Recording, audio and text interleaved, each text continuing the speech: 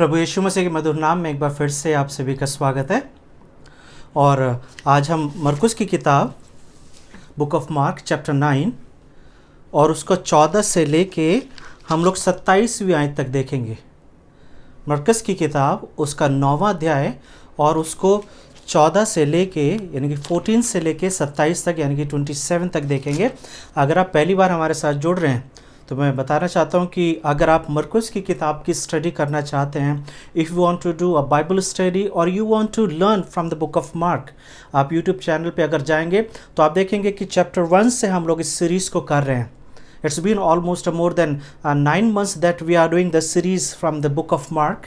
और आज हम चैप्टर 9 को 14 से लेकर 27 तक देखेंगे। और हमारा उद्देश्य यही है कि सुसमाचार की ये जो किताब है इसके माध्यम से हम मिल के सीख सकें। We can create a platform where everybody or anybody can learn from this gospel. बहुत कुछ ऐसा होगा जो छूट भी गया होगा, क्योंकि कोशिश यही है कि ज़्यादा से ज़्यादा इसके द्वारा सीखा जा सके और सिखाया जा सके। So I am sure that you are learning. और अगर कुछ ऐसी चीज़ है कि जो छूट गई है किसी तरीके से, somehow I skipped, then feel free to write in the comments, ताकि कमेंट के माध्यम से हम भी देख सकें, मैं देख सकूं कि कौन सी ऐसी चीज़ थी जो रह गई है मेरे से, ताकि उसे फ्यूचर में उसे कवर कर सकें। And keep praying for us, हमारी पूरी टीम के लिए और मेरे लिए प्रार्थना करते रहें, ताकि जब इस बुक का अध्ययन चल रहा है तो ये सभी के लिए एक बहुत बड़ी आशीष का कारण बन सके। और उद्देश्य सिर्फ यही है कि हर एक विश्वासी सीखे और आत्मिक उन्नति कर सके। तो मेरी यही प्रार्थना है और मेरी यही इच्छा है और यही कोशिश है कि इस किताब के माध्यम से ज़्यादा शिक्षा को अवेलेबल किया जा सके।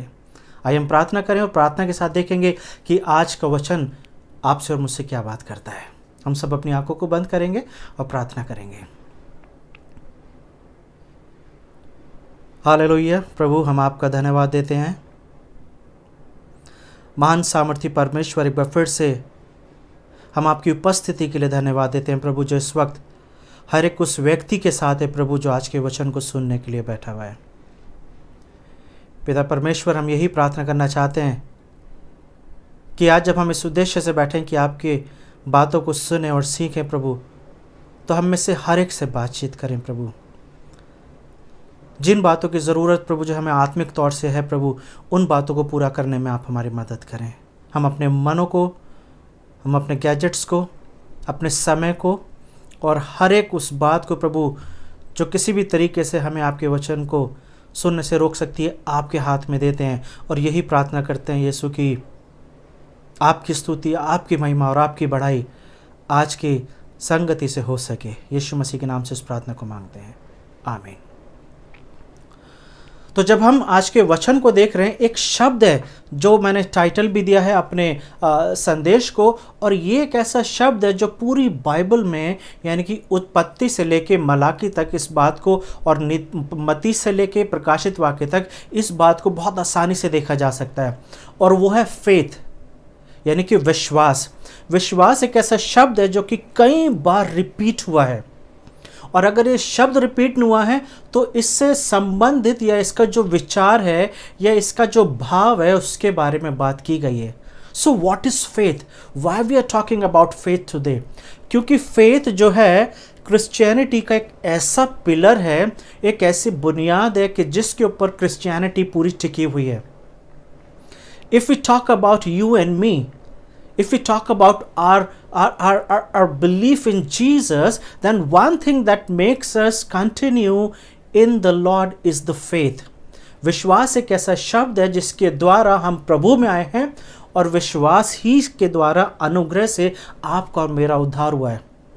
It is just a grace that by faith we have been saved through grace. Abraham was called the faithful when he believed in the plan of God.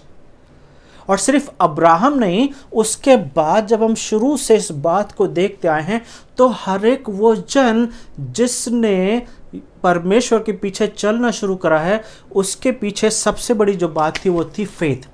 So what is faith? विश्वास है क्या? Why we are all of a sudden we are talking about faith? Faith के लिए ऐसा बोला जाता है, faith is being sure of what we hope for and certain of what we do not see. विश्वास वो है कि जिसके बारे में आशा की जाती है उसके ऊपर भरोसा कर लेना, या जिसको देखा नहीं गया है लेकिन उस बात को मान लेना कि वो है। There are so many things in the world we have not seen. But even if we want to believe that somewhere we need the logical values, sometimes we need the logical belief so that we can understand. बहुत कुछ ऐसा इस संसार में जिसको हमने नहीं देखा है, और इसलिए उन बातों पर विश्वास करने के लिए हमें कई लॉजिकल प्रूफ्स चाहिए होते हैं, कई बार हमें वैलिड पॉइंट्स चाहिए होते हैं ताकि हम विश्वास कर सकें कि वो चीज़ें, वो बातें एग्जिस्ट करती हैं। But when we talk about the God, जब हम परमेश्वर की बात कर रहे हैं तो एक चीज़ बिल्कुल क्लियर है कि परमेश्वर के ऊपर भरोसा करने के लिए we need a faith, because we don't have seen the God. But we know there is someone who has created this universe, and there is a God who has created you and me, and there is a God who is sustaining this universe and your life and in my life. और बहुत सारे ऐसे fingerprints हम देख सकते हैं. We can see the fingerprints of God in many places. जब हम सारे नेचर की बात करते हैं तो हर एक चीज परमेश्वर की प्रेरणा से रचा गया है, परमेश्वर को महिमा देने के लिए रचा गया है. In everything we can see the fingerprints of God. So if you think that you are following Jesus, that somewhere you have put the faith in God. और उसी चीज की जब हम बात कर रहे हैं तो हम ये बात को जानते हैं कि हम विश्वास के द्वारा ही बचाए गए हैं. If we want to save our lives, then we have to put our faith, our trust in Jesus. और यहां पर आज के संदेश में, आज का जो भाग है उसके अंदर भी कुछ ऐसी चीजें लिखी हुई हैं. हम 14 से लेके जब आगे देखेंगे 27 तक, तो वहां पे उसके ऊपर जो आपको हेडिंग दी गई है वो यही है कि बदरू से, यानी कि दुष्ट आत्मा से एक बालक को चंगा करना. एक छोटा लड़का है जिसके अंदर बदरू है, जिसके अंदर दुष्ट आत्मा, इवल स्पिरिट है, और उसको चंगाई देने की बात की जा रही है. अगर इस सेक्शन को अगर हम देखेंगे तो इसको हम 6 भागों में डिवाइड कर सकते हैं, यानी कि 6 तरीके के लोग यहां पर हैं. पहला चीज, we know the suffering child, वो बच्चा जिसके अंदर बदरू है या दुष्ट आत्मा है वो है. उसके बाद उसका एक पिता है जो उस बच्चे को वहां पर लेकर आया है. तीसरा एक भीड़ है जिसका काम सिर्फ यही है कि ये देखें कि ये क्या होता है और कैसे लोग ठीक होते हैं, और फाइनली यहां पर क्या होने वाला है. चौथा चेले हैं, 9 चेले जो इस काम को करने का अंजाम दे रहे हैं. और 5वां है दुश्मन, यानी कि वो लोग जिन्हें हम शास्त्रियों के नाम से जानते हैं इस भाग में, जो उन्हें दुश्मन का नाम हम क्यों दे रहे हैं कि उनका काम सिर्फ यही है कि किसी न किसी तरीके से खुदा के कामों के ऊपर उंगली उठा सकें. They want to find the mistakes. They come to inspect the ministry of Jesus, but not to appreciate him, but somewhere to condemn him. और 6ठे सेक्शन में हम देखते हैं कि यीशु जो है वो अपने 3 चेलों के साथ उस पहाड़ पर से उतर रहे हैं जहां पर उनका ट्रांसफिगरेशन हुआ था. तो यहां पर ऐसा लिखा हुआ है, जब वो चेलों के पास आया तो देखा कि उनके चारों ओर बड़ी भीड़ लगी है और शास्त्री उनके साथ वाद विवाद कर रहे हैं.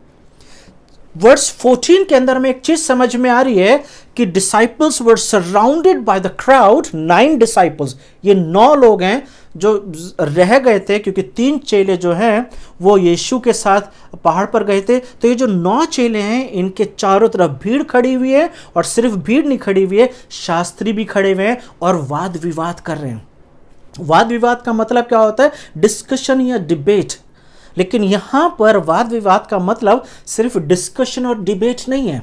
यहाँ पे वाद विवाद का मतलब है उनको अशेम्ड करना, उनको शर्मिंदा करना, या उनके कैरेक्टर के ऊपर उंगली उठाना. क्यों? क्योंकि यहाँ पे लिखा हुआ है कि 15वीं वर्ष में उसे देखते ही सब बहुत ही आश्चर्य करने लगे और उसकी ओर दौड़कर उसे नमस्कार किया. और 16वीं वर्ष में उसने उनसे पूछा, तुम इनसे क्या वाद विवाद करते हो? इनसे तुम क्या विवाद कर रहे हो? क्योंकि अभी तक हमने जब से मरकुस की किताब शुरू करी है, हमने एक चीज देखी है कि जब भी चेलों के ऊपर उंगली उठाई गई है, जब भी फरीसियों ने, शास्त्रियों ने या किसी भी जन ने चेलों के बारे में सवाल उठाया है, तो हमेशा यीशु ने जवाब दिया है। लेकिन आज एक ऐसी घटना है कि यीशु नहीं है 9 चेलों के साथ, और इसलिए आज वो शायद अपने आप को असहाय फील कर रहे होंगे। Maybe they must be feeling abundant because there Jesus is not there to protect them. और शास्त्रियों के लिए ये बेस्ट टाइम था, ये बेस्ट मौका था, क्योंकि यीशु नहीं है तो हर एक वो चीज जो वो चेलों के साथ कर सकते थे, हर एक वो बात जो उन्हें बोल सकते थे, वो बोल रहे हैं। क्यों? क्योंकि यहां पर एक घटना घटी है। यहां पे लिखा हुआ 17वीं वर्ष में कि जब यीशु ने पूछा कि तुम क्या वाद विवाद करते हो, तो भीड़ में से एक ने उसे उत्तर दिया कि हे गुरु, मैं अपने पुत्र को जिसमें गूंगी आत्मा समाई है तेरे पास लाया था। जहां कहीं वो उसे पकड़ती है वहीं पटक देती है, और वो मुंह से फेन भर लाता है और दांत पीसता और सूखता जाता है। मैंने तेरे चेलों से कहा कि वे उसे निकाल दे, परंतु वे ना निकाल सके। 18वीं वर्ष में, so there is a complaint about the disciples. चेले एक मिशन में फेल हो गए हैं और उसकी कंप्लेन यीशु से की जा रही है। तो कल्पना कीजिए कि 14वीं वर्ष में क्या वाद विवाद हो रहा होगा। We can see totally the failure of the disciples, और क्योंकि वो एक काम को नहीं कर पाए हैं, तो शास्त्रियों के लिए ये बेस्ट मौका था to humiliate them, to ashame them and to say all kinds of things। और सिर्फ शास्त्री लोग ऐसा नहीं बोल रहे होंगे, not only scribes, but I believe that even the crowd must be joining them and they must be talking all kinds of things to the 9 disciples। और ये एक हैरानी वाली बात है, और कि यहाँ पर उनको ये मौका मिल गया कि यीशु के बारे में कुछ भी बोलें, क्योंकि ये जो शास्त्री और भीड़ जो है सिर्फ एक चेलों को उल्टा सीधा नहीं बोल रही होंगी। They must be raising finger on Jesus, because these disciples, they are known by the followers of Jesus। So if they are failed, that means Jesus is failed। और अगर इस बात को मैं यहीं पर रुक के थोड़ा सा आपकी और मैं अपनी बात करूं, तो जब मैं इस भाग की स्टडी कर रहा था तो मुझे यही लग रहा था कि ये भाग जो है, this is your story and my story.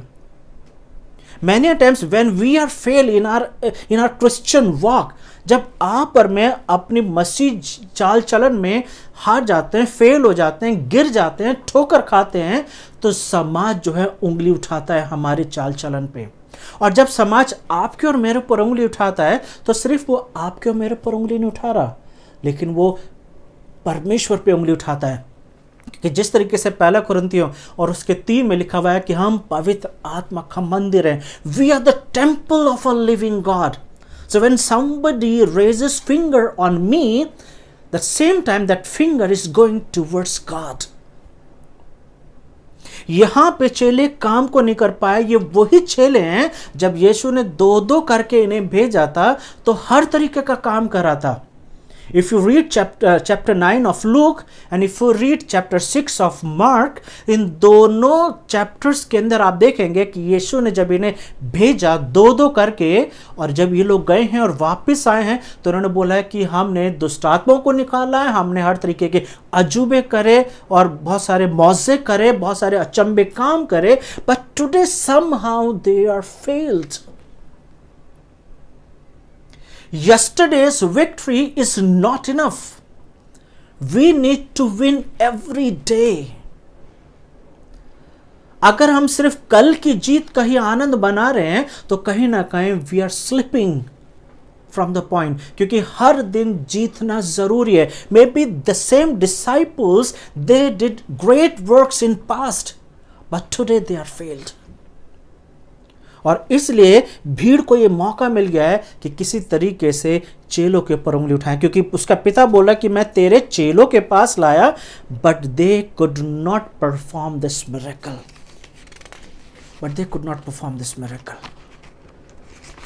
कई बार लोग आपको और मुझे जब देखते हैं और जब वो इस उम्मीद से आते हैं कि हम यीशु के फॉलोवर्स हैं, और जब उन्हें हम परमेश्वर की राह पर नहीं ला पाते हैं, when we are not able to lead them into the righteousness of Jesus, then somewhere we are failures.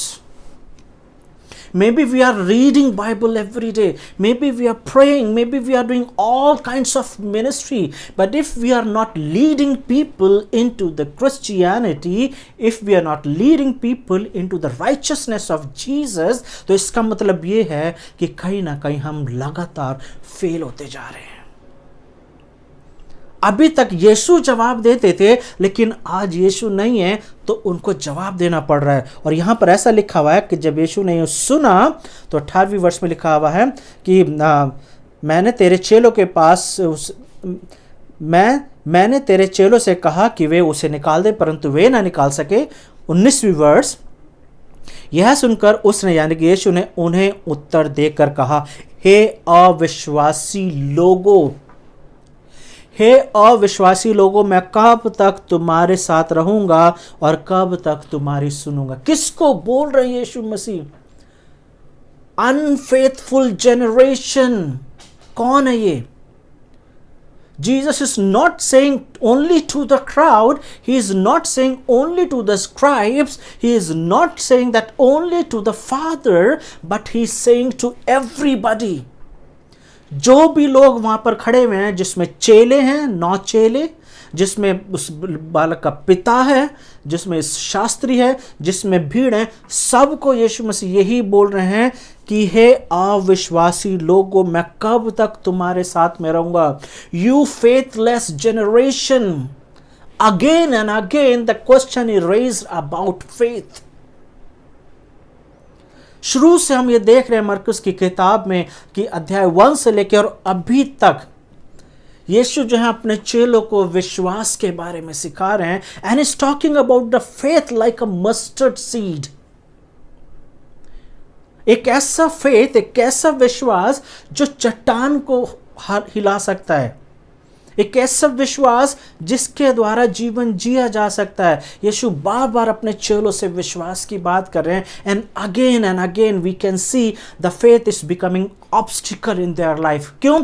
क्योंकि जिस तरीके के फेथ की रिक्वायरमेंट है, जिस तरीके के विश्वास की जरूरत है, वो देखा नहीं जा रहा है। And this is your story and my story also. किस तरीके का विश्वास है आपका और मेरा? हम इस संसार में रह रहे हैं जहां पे सभी कुछ गलत चल रहा है। There are so much which is not in order, whether it's a COVID, whether it's a political issues, whether it's all kinds of sickness and disease, और जो भी कुछ समाज में चल रहा है, कोई भी चीज़ ऐसी नहीं है जिसकी वजह से हम लोग ये बोल सके that we are happy to live on this earth। और अगर हमें ईमानदारी से जीने की ज़रूरत है, अगर हमें परमेश्वर को महिमा देनी है इन सब बातों में रहते हुए भी, तो उसके लिए हमें विश्वास की ज़रूरत है। क्या बोलते हैं परमेश्वर जब परमेश्वर आपकी तरफ देखते हैं? क्या वो आपको ये बोलते हैं you are a faithless generation, और वो ये बोलते हैं you are a faithful servant, और you are a faithful generation? What kind of a person are you? Yeshu Masih बोल रहे हैं, how much longer must I be among you? How much long must I put up with you? हे अविश्वासी लोगों, मैं कब तक तुम्हारे साथ बना रहूंगा। और यहां पर यीशु का एक गुस्सा दिखाई दे रहा है। We can see the anger, we can see the frustration. किस चीज का गुस्सा है? क्योंकि यीशु मसीह ने बोला, अविश्वासी लोगों, मैं कब तक तुम्हारे पास रहूंगा और कब तक तुम्हारी संगूंगा। These are the rhetorical questions. ये एक ऐसे सवाल है जिसके जवाब प्रभु यीशु मसीह नहीं चाहते हैं। But he wants you to think about these things. सोचने की जरूरत है। और इस झंझलाहट के बाद दूसरा सेंटेंस जो यीशु मसीह ने बोला है, यीशु मसीह बोल रहे हैं, उसे मेरे पास लेकर आओ। इसे झुंझलाहट में यीशु मसीह जवाब दे रहे हैं, उससे मेरे पास लेकर आओ। किसे? उस बच्चे को, उस बालक को जिसके अंदर बदरू है, जिसके अंदर दुष्ट आत्मा है, उसे मेरे पास लेकर आओ। और ऐसा लिखा हुआ है कि तब उसने उसके पास, जब वो उसे उसके पास ले आए और जब उसने उसे देखा तो उस आत्मा ने तुरंत उसे मरोड़ा और भूमि पर गिरा दिया और मुंह से फेन बहाने लगा और लौटने लगा। We can see the evil spirit is trying to dominate the stage right now.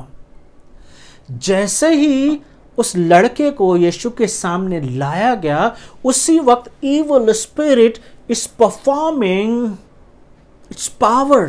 वो अपनी पूरी शक्ति को वहां पे भीड़ के सामने प्रेजेंट कर रहे हैं और कर रही है, और कहीं ना कहीं दुष्ट आत्मा ये बताना चाह रही that I am more powerful because your disciples are failed. और यहां पर ऐसा लिखा हुआ है कि यीशु ने अभी लड़के की तरफ नहीं देखा जबकि उसकी हालत गंभीर है। 21वें वर्ष में लिखा हुआ है, उसने उसके पिता से पूछा उसकी ये दशा कब से है, और उसने कहा बचपन से। तो इसका मतलब ये है इस बच्चे की जो एज है वो कम से कम अभी 18 या 15 से 18 होनी चाहिए। और उसने उसे बताया कि बचपन से है, उसने उसे नष्ट करने के लिए कभी आग और कभी पानी में गिराया, परंतु यदि तू कुछ कर सके तो हम पर तरस खाकर हमारा उपकार कर। Now this is the question of a father, if you are able to do anything. कहां से ये सवाल आ रहा है? ये पिता जो है एक विश्वास के साथ, एक उम्मीद के साथ अपने बेटों को यीशु के चेलों के पास लाया था, शागिर्दों के पास लाया था कि वो उसके ऊपर हाथ रखेंगे या कुछ करेंगे और बेटा ठीक हो जाएगा। लेकिन उसका जो विश्वास वहां पे टूट गया और यीशु मसीह के आने से पहले जो वाद विवाद चल रहा है, उस वाद विवाद का कंक्लूजन ये है कि ये पिता जो है यीशु से जब बात कर रहा है तो उसी वाद विवाद का, वही जो डिबेट और डिस्कशन हो रहा था और जो लोग बोल रहे थे, उसी कंसेप्शन को ध्यान में रखते हुए पिता यीशु से बात कर रहा है। बोला यदि तू ठीक कर सकता है, if it is possible that you can do. और यहां पर ऐसा लिखा हुआ है कि यीशु ने से पूछा, यीशु ने से कहा यदि तू कर सकता है, what do you mean by that? What do you mean by that कि यदि तू कर सकता है? कहां से आइडिया है? क्योंकि चेले फेल हो गए हैं, तो और जो भी कुछ बातचीत हुई है उसके बिहार पर ये पिता सोच रहा है कि पता नहीं यीशु भी कर सकता है कि नहीं। और फिर यीशु ने बोला यह क्या बात है, विश्वास करने वाले के लिए सब कुछ हो सकता है। Everything is possible, all things can be done for the one who believes. हर एक वो जन जो विश्वास करता है उसके लिए सब बातें पॉसिबल हैं। और यहां पर लिखा हुआ है, तब उसने बोला, बालक के पिता ने तुरंत गिड़गिड़ा कर कहा, हे प्रभु मैं विश्वास करता हूं, मेरे अविश्वास का उपाय कर। मैं विश्वास करता हूं, मेरे अविश्वास का उपाय कर। इस स्टेटमेंट से आपको क्या समझ में आता है? ये विश्वास करता है क्या? अगर ये करता है तो क्यों बोल रहा है मेरे अविश्वास का उपाय कर? मुझे ऐसा लगता है कि कहीं ना कहीं जिस फेथ के साथ, जिस विश्वास के साथ, जिस उम्मीद के साथ ये चेलों के पास आया था, once again he is forgetting all the noises, all the voices of the crowd, and he's sustaining, he's coming to the same faith. लेकिन वो ये कहना चाह रहा है कि प्रभु मैं विश्वास तो करता हूं लेकिन उतना नहीं करता जितना मुझे करना चाहिए। I believe but I don't fully believe. Help in my unbelief. मैं विश्वास करता हूं, क्योंकि जैसे ही यीशु ने बोला कि जो विश्वास करते हैं उनके लिए सब बातें पॉसिबल हैं, all things can be done for the one who beliefs. और पिता को उस वक्त इस बात का एहसास हुआ कि यस आई बिलीव, लेकिन मैं भीड़ की बातों में आ गया था, लेकिन मैं शास्त्रियों की बातों में आ गया था, लेकिन मैं समाज की बातों में आ गया था, और आके मुझे तेरे ऊपर भी डाउट होने लगा। यस लॉर्ड, वहां पे लिखा हुआ गिड़गिड़ाने लगा, he must be begging, Jesus I believe, प्रभु मैं आप पर विश्वास करता हूं, मेरे अविश्वास का उपाय करो। How much do you believe? कितना भरोसा करते हैं आप परमेश्वर के ऊपर? और मुझे कई बार लगता है कि मैं कई बार इस कैटेगरी में चला जाता हूं जहां पे मैं विश्वास तो करता हूं लेकिन उतना नहीं करता जितना करना चाहिए। And it could be your story also. Because Jesus is saying, those who believe, all things can be done. जो विश्वास करते हैं उनके लिए सभी कुछ संभव है। तो इसका मतलब ये है कि यहाँ पे जो हीलिंग नहीं हो पाई है, everybody is lacking in faith. We can see the lack of faith in disciples, we can see the lack of faith in the Father, we can see the lack of faith even in the crowd. और विश्वास के आधार पर ही आपके और मेरे जीवन में blessings आती हैं। Based on faith, we receive blessings. जितना बड़ा मेरा विश्वास है, उसी तरीके से मेरे जीवन में परमेश्वर की आशीषें पाई जाती हैं। What kind of a faith you have in Jesus? क्या उतना विश्वास है जितना होना चाहिए, या सिर्फ विश्वास का एक कॉन्सेप्ट है मेरे जीवन में, बट आई डोंट बिलीव? कभी आपने सोचा है why we need faith? Why we need faith? जब हम बाइबल पढ़ते हैं तो इस बात को हमें समझने को मिलता है कि विश्वास जो है, सबसे पहले we can't learn, we can't buy faith from anywhere, we can't take faith from somebody. हम किसी को विश्वास दे नहीं सकते हैं, किसी से विश्वास ले नहीं सकते हैं, हम विश्वास कहीं से खरीद नहीं सकते हैं, कहीं जाकर प्राप्त नहीं कर सकते हैं। कुछ भी करने से विश्वास की प्राप्ति नहीं होती है। We can't receive faith because faith is a gift of God. और जब तक विश्वास परमेश्वर की तरफ से ना दिया जाए, तब तक कोई भी विश्वास नहीं कर सकता है। And why the faith was given, विश्वास इसलिए दिया गया है ताकि जो लोग परमेश्वर के हैं वो अलग दिखाई दे सके उन लोगों से जो परमेश्वर के नहीं हैं। आपको और मुझे, आप और मैं समाज से कब अलग पाए जाते हैं? एक विश्वास ही है जो हमें समाज से अलग करता है। Because faith makes us different. And that is the reason that God has given us faith. और अगर हम विश्वास में जीवन नहीं जी रहे हैं, और अगर हमारे जीवन में विश्वास नहीं है, तो हम उस समाज की तरह ही हैं, समाज के उन लोगों की तरह ही जीवन जी रहे हैं जो अभी भी परमेश्वर को नहीं जानते हैं। Because knowing God is not enough, believing in God is more important. और यहां पर यीशु बोल रहे हैं कि जो विश्वास करते हैं उनके लिए सब बातें मिलके, everything can be done for them. Do you believe that? यहां पर ऐसा लिखा हुआ है कि जब यीशु ने देखा कि लोग दौड़कर भीड़ लगा रहे हैं, तो उसने अशुद्ध आत्मा को यह कहकर डांटा, हे गूंगी और बहरी आत्मा, मैं तुझे आज्ञा देता हूं, उसमें से निकल जा और उसमें फिर कभी प्रवेश ना करना। वर्स 25, ये वाला जो इवेंट है, ये वाला जो इंसिडेंट है, ये वाला जो मिरेकल है, it was the greatest sign for the Jewish people. शास्त्री लोग वहां पे खड़े हुए हैं, और शास्त्री वो हुआ करते थे जिन्हें वचन का सबसे ज्यादा ज्ञान होता था। शास्त्री वो होते थे जो अपने हाथों से लिखा करते थे तोरा को, जो अपने हाथों से पुराने नियम की पुस्तकों को लिखा करते थे।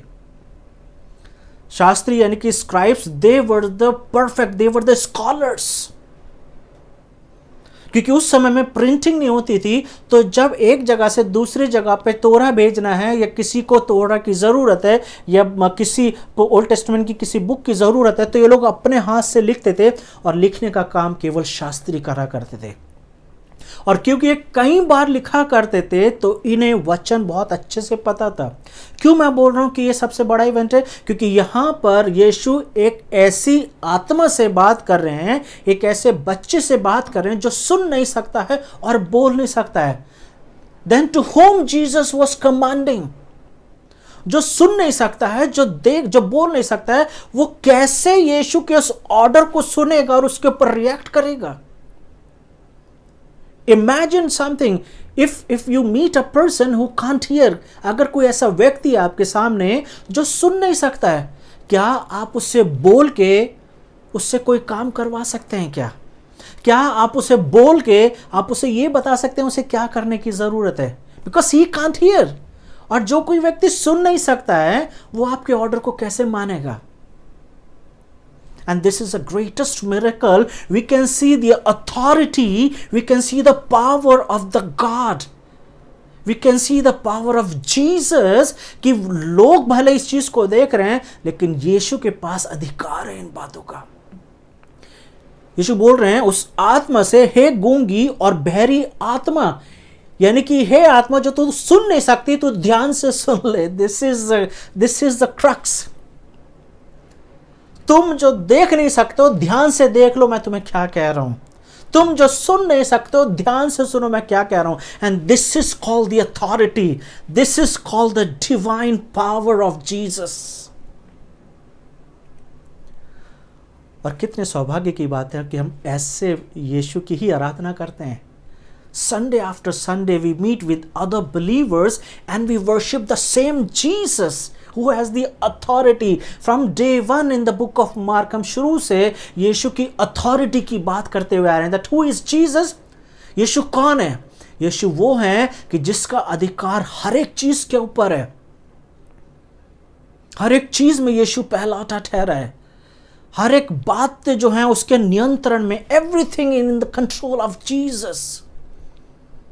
और यहां पर ऐसा लिखा हुआ है, तब वो चिल्लाकर और उससे बहुत मरोड़कर उसमें से निकल आई और बालक मरा हुआ सा हो गया। एक कहावत है कि खिसियानी बिल्ली खंबा नोचती है। और यहां पर वही है कि जब दुष्ट आत्माएं कुछ नहीं कर सकी, तो जितना ज्यादा उस बच्चे को, उस लड़के को और टॉर्चर कर सकती थी, उसको दुख देके, पेन देके उसमें से निकल गई। और लोग ये सोचने लगे कि वो बालक मर गया। लेकिन यहाँ पे लिखा हुआ है 27वें वर्ष में, परंतु यीशु ने उसका हाथ पकड़ के उसे उठाया और वो खड़ा हो गया। और जब वो घर गया तो यहाँ पर लिखा हुआ है, so we can see the problem in first section. और 28 और 29 वर्ष में we can see the solution of the problem. क्या आप विश्वास करते हैं उस यीशु के ऊपर जो सब कुछ कर सकता है? Everything is possible if you believe. Everything is possible if you show your faith to Jesus. इब्रानियों 11 का जो चैप्टर है वो पूरा विश्वास के बारे में बात करता है कि जितने वहां पर लोग हैं उन्होंने किस तरीके से अपने विश्वास की चाल चली है। अगर आपको एक डायरी लिखनी होगी, अगर आपको अपने बारे में, अपनी चाल के बारे में लिखना है, if you have to write about your life, what kind of a life you lived, what you will write, what kind of a faith do you have? आप और मैं जिस समाज में जी रहे हैं, हमें हर पल एक ऐसे विश्वास की ज़रूरत है जो आपको और मुझे प्रभु में बनाए रख सकता है। वरना बहुत कुछ ऐसा हो रहा है इस समाज में जो बहुत आसानी से आपको और मुझे परमेश्वर से दूर ले जा सकता है। Only faith can keep us away from the lust, only faith can keep us away from all kinds of the sins of the world. चेले जो इतने काम कर चुके हैं, but today we can see the failures in the life of disciples. कल आप विश्वास योग्य थे, कल आपने विश्वास अपने पापों के ऊपर विजय प्राप्त हुई थी, उसका मतलब ये नहीं कि आज you will live like that. इसलिए इफिसियों 6 में पौलुस इस बात को बोल रहा है कि परमेश्वर के हथियार बांध लो। Every day we have to put on the armour of God, every day. क्योंकि जब हर दिन हम परमेश्वर के हथियारों को बांधेंगे, हथियारों को पहनेंगे, तो हर दिन हम उस जीत को कायम रख सकेंगे। और इसलिए आपको इसका जवाब देना है कि कैसा विश्वास है आपका। आगे चलते हैं। यहां पर ऐसा लिखा हुआ है, जब वो घर में आया तो उसके चेलों ने एकांत में उससे पूछा, हम उसे क्यों ना निकाल सके। This is the question. चेले सब कुछ भूल गए हैं कि भीड़ ने उनके बारे में क्या बोला है, लेकिन उनके दिमाग में क्वेश्चन चल रहा है कि why they were failed today, what happened that. ये वही चेले हैं कि जब यीशु ने 2-2 करके भेजा था तो हर तरीके मौजे करे, हर तरीके के अचंभे काम करे, but today what happened that they could not do, what was the reason. और यहां पर ऐसा लिखा हुआ है, उसने उनसे कहा, यह जाति बिना प्रार्थना किसी और उपाय से नहीं निकल सकती। यानी कि without prayer it is impossible to cast demons, this kind of a demon. इस तरह की दुष्ट आत्मा को निकालने के लिए प्रार्थना की जरूरत है।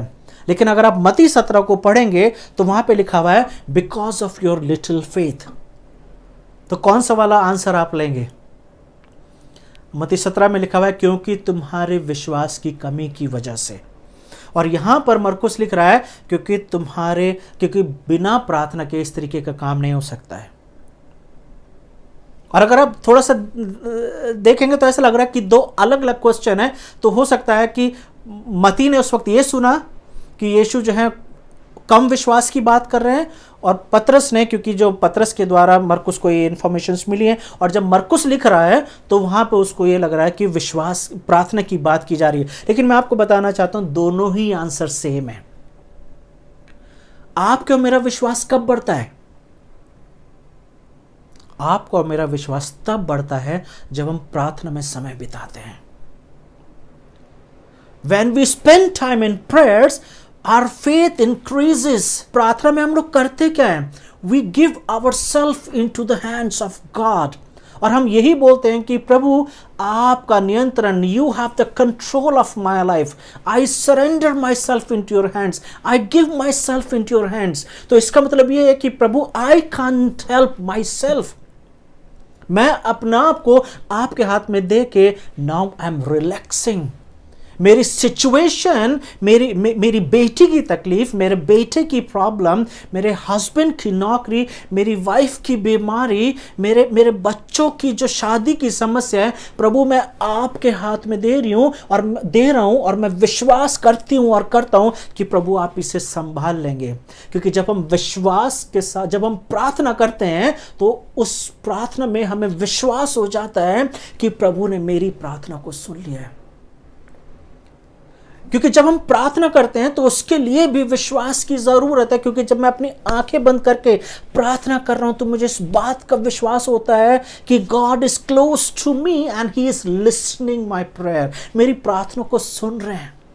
और इसलिए दोनों लेखक मत्ती भी और मरकुस भी यही बता रहे हैं कि प्रेयर इंक्रीजेस द फेथ। और इसलिए मत्ती लिख रहा है because of your little faith you could not do. विश्वास तो था, कल तो बहुत विश्वास था, लेकिन आज विश्वास कम हो गया। और याद रखिए, if we are prayerless then we are powerless. आइए हम अपने आप को पूरी तरीके से प्रभु यीशु मसीह के हाथ में दे दें और परमेश्वर से बोलें कि प्रभु कहीं ना कहीं हम भी इस पिता की तरह हो जाते हैं। एक दिन अच्छा जाता है लेकिन दूसरे दिन ऐसा हो जाता है कि हम जब अपने आप को देखते हैं तो कहीं ना कहीं विश्वास की कमी में पाए जाते हैं। प्रार्थना करें कि प्रभु आप हमें विश्वास को बढ़ने में मदद करें। प्यारे प्रभु जी, हम प्रार्थना करना चाहते हैं कि जब हम आज के वचन को देख रहे हैं प्रभु, तो ये मेरी प्रार्थना है प्रभु कि हम सबको और विश्वास की ज़रूरत है प्रभु। जिस युद्ध में हम हैं, जिस बैटल में हम हैं प्रभु, एक आत्मिक युद्ध को जीतने के लिए प्रभु, जिसमें हम लगातार इस युद्ध को लड़ रहे हैं प्रभु, हमें अपने विश्वास को बढ़ाने की ज़रूरत है। और जिस तरह कि आपका वचन बोलता है प्रभु कि जो परमेश्वर पे भरोसा रखते हैं उनके लिए सब बातें पॉसिबल हैं।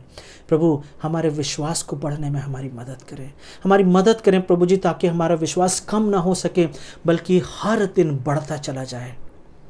मैं अपने आप को और हर एक सुनने वाले को आपके हाथ में देता हूँ और यही प्रार्थना करता हूँ कि प्रभु हमारे जीवनों से आपको महिमा मिल सके, हमारे विश्वास में इतनी बढ़ोतरी हो सके कि प्रभु हमारे द्वारा वो सामर्थ्य के काम हो सकें जिसकी इच्छा प्रभु आप रखते हैं, ताकि हम अच्छे गवाह इस संसार में ठहर सकें, ताकि हमारे द्वारा प्रभु आपको महिमा मिल सके। एक बार फिर से हम अपने आप को और हर एक उस बात को जो हमारे जीवन में पाई जाती है आपके हाथ में देते हैं, ताकि प्रभु हम बिल्कुल वैसे बन सके जैसे आप चाहते हैं।